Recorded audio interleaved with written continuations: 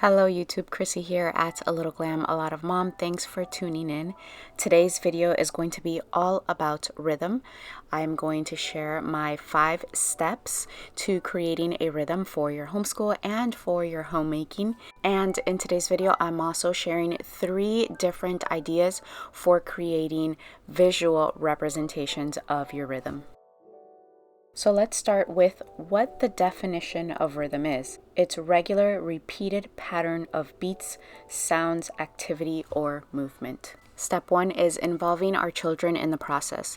There are 2 parts to this, from honoring each child's individual activities through the week, like training for a sport or enrichment class, to their goals and aspirations. Does your child want to dedicate more time towards mastering a skill or being immersed in their passion? What are their thoughts on joining that fall co-op or starting your mornings outdoors? Just like you wouldn't try to fit into someone else's box or rhythm, the same is for our children. We can't reign over their days just because we're their parents or educators. We can guide them, but overall honoring their individuality and time. And there's involving them in the process, whatever that may look like for your family, from the rhythm or schedule building to physically creating a visual representation of that. There are seasons when my oldest will create a visual rhythm for us, others when my young ones will have different roles. One will watercolor, the other helps me in hole punching, etc. So in creating a visual schedule, and I'll touch on that point later in the video, I usually start with recruiting willing little hands to participate. The first rhythm chart I've created here is one we used during the springtime, and it hangs pretty like a wall hanging. So once the watercolor has dried, I cut out about index card sized cards, one for each day of the week, and hole punched the 4 corners.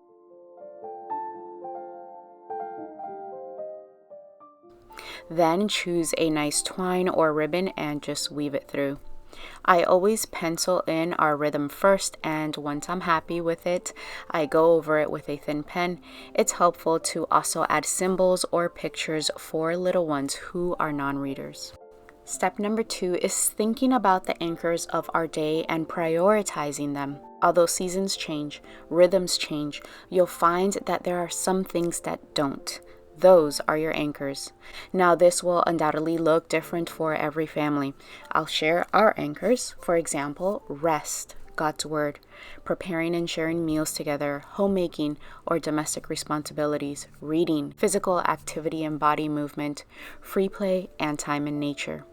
Your family anchors are the moments of childhood that will stand out to your children and to likely carry onto their families, because they stand firm throughout the seasons of life. Step number 3 is once you stand true and loyal to the anchors of your day, now you can think about some things you would love to incorporate in your day. What are the things that matter to your family? Do you want slow mornings?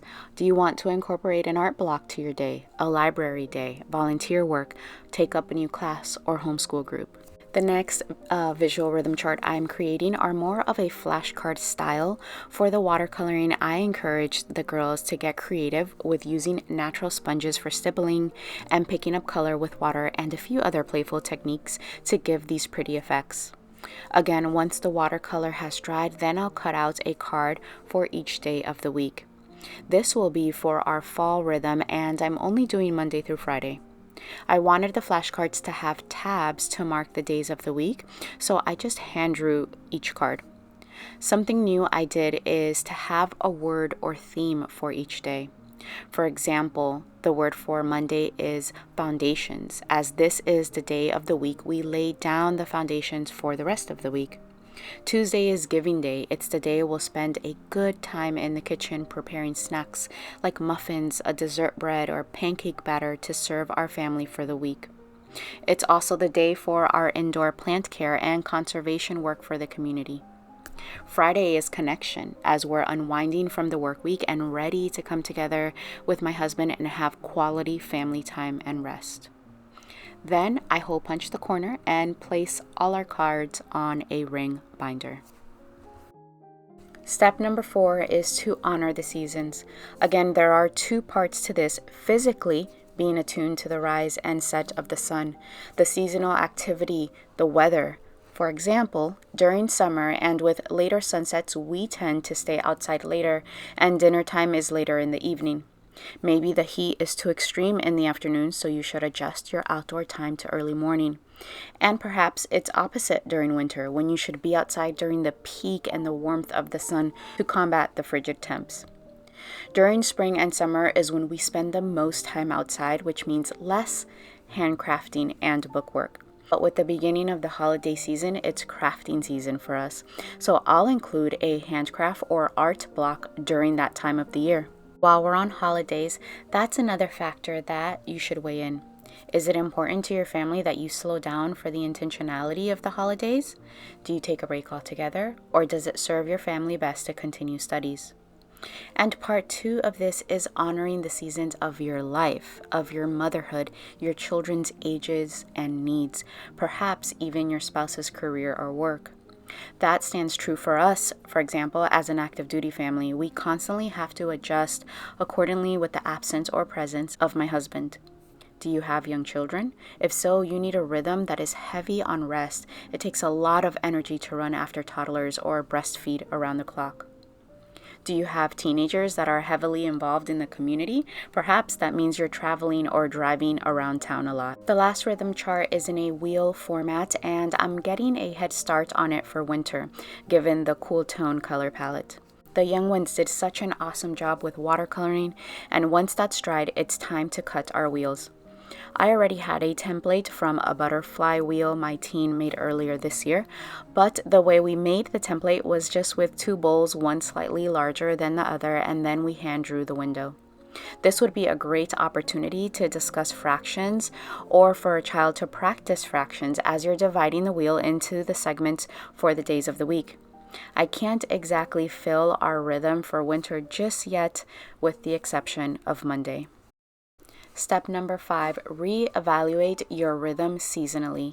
Again, this goes hand in hand with honoring the seasons of the year and of your life. Your life will not look the same season to season, even month to month. I wholeheartedly believe that for sustainability, there has to be an ebb and flow. And then as a bonus step, I recommend creating a visual symbol or picture representation of the sequence of the day and flow of the week and month. This adds a layer of peace to your day. It creates clarity. The saying is true, a picture is worth 1,000 words.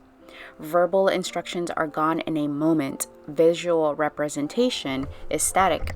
It establishes expectations for children, predictability, security, and minimizes resistance to activities. It also fosters self-confidence and responsibility in our kids. I highly recommend not skipping this step.